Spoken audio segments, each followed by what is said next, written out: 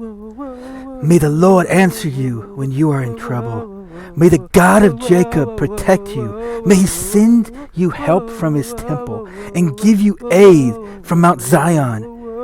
May he accept all your sacrifices and be pleased with all your offerings. May he give you what you desire, and may all your plans succeed.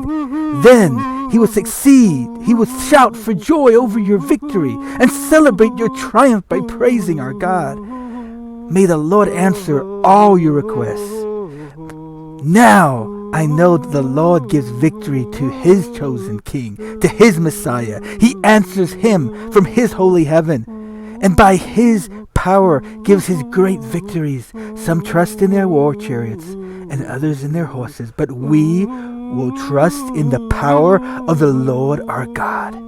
Such people will stumble and fall, but we will rise and stand firm. Give victory to the King, O Lord. Answer us when we call.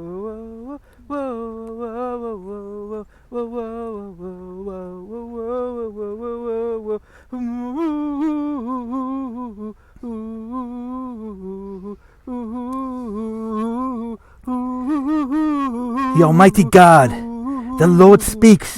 He calls to the whole earth from east to west. God shines from Zion, the city perfect in its beauty.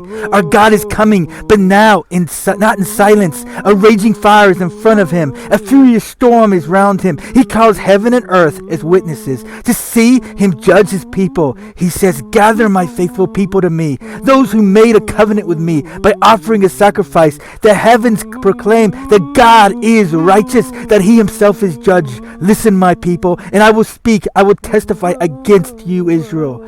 I am God, your God. I do not reprimand you because of your sacrifices and the burnt offerings that you've always brought me, and yet I don't need bulls from your farms or goats from your flocks.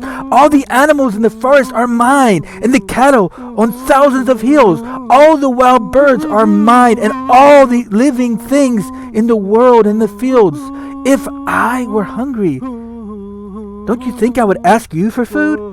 For the world and everything in it is already mine. Do I eat the flesh of bulls or drink the blood of goats? Let the giving of thanks be your sacrifice to God, and give the Mighty One all that you promised.